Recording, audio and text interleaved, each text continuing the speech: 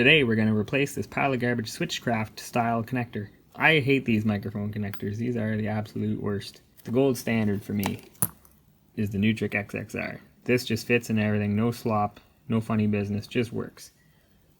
But they're big bucks. So, this beauty right here, the knockoff of the old Neutrik XR style. The cable creation. 10 male-female pairs of these for $15 Canadian. Now, I'm just going to snip this clean off because I don't care about this much cable. But I'll show you what I don't like about them. So we'll take it apart and we'll see. And that screw sinks downwards and the other two come out.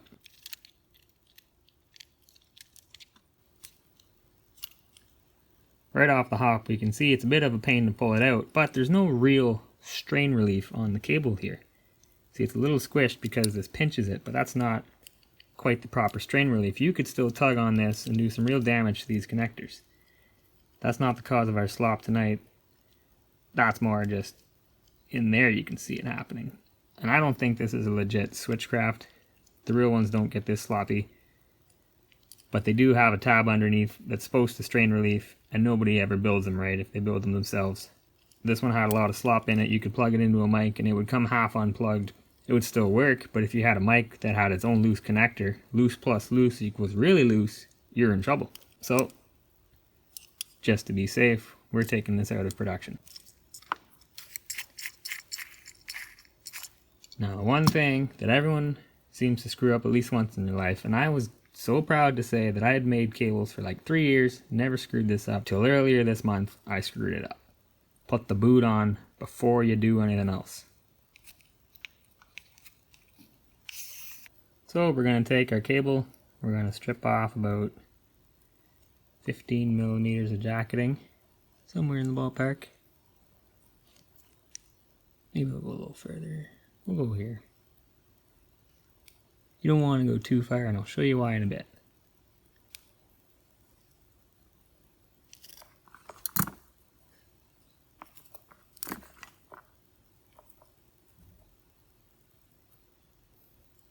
Now, I tested this earlier with a continuity tester, and I found that the red lead goes to pin 2. The shield always goes to pin 1. So we want, because pin 2, the way the pinout is on these guys, pin 1's over here, pin 2's here, pin 3's up here. We want the red as far away as we can from our shield. So, let's snip off our string reinforcements.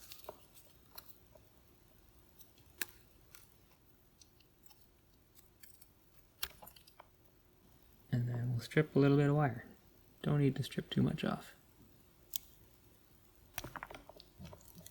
That's plenty. The spec for a Neutrik XX style plug is 4 millimeters. We're about in the ballpark. Now, due to my stupidity, this is actually my second time putting this connector together.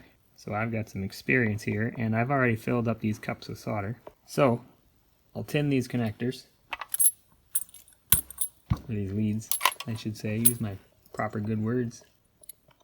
Make sure you don't have any stray strands. I've been using this solder, liking it so far.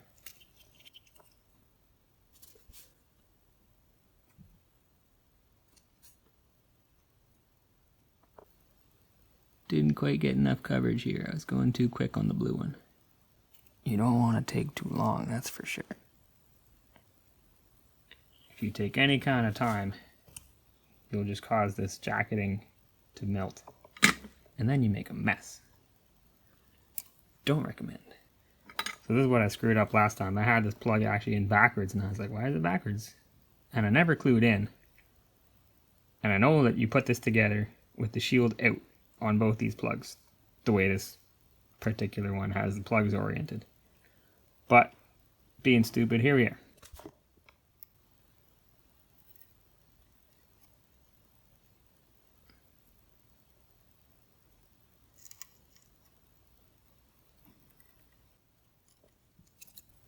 little more tension on that shield.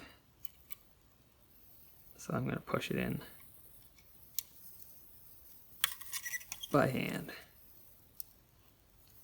Like that. Beauty. Right on.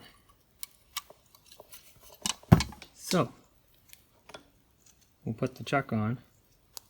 These have a slit so you don't have to remember to do it at the same time as the boot. And what I really like about the chuck design is the chuck provides strain relief. So as you tighten the boot on,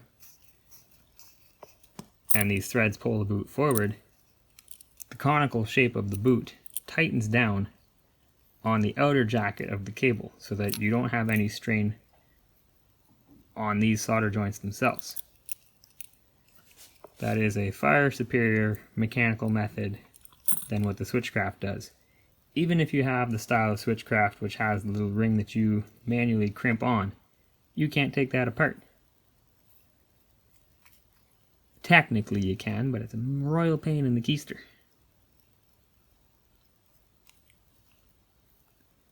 So we have our couple guide slots here. Here's one, so we line that up, and we line this up. And due to this guy flapping around, you keep that oriented downwards. This only goes in one way, so it's fun in the right way. Oh, come on. Little off. Let's turn it a bit, see if we can get it. Nope. That's not a problem you have with the Neutriks. The Neutriks just go in.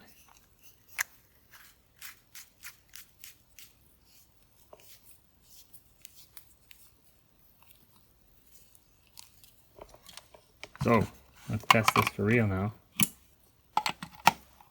Plug that in. Ta-da! Now we reset our intermittent and we jiggle it around and those lights shouldn't come on. We are happy. So there you have it. That's how, well, kind of how, if you were a little cleaner and better, that's how you do it.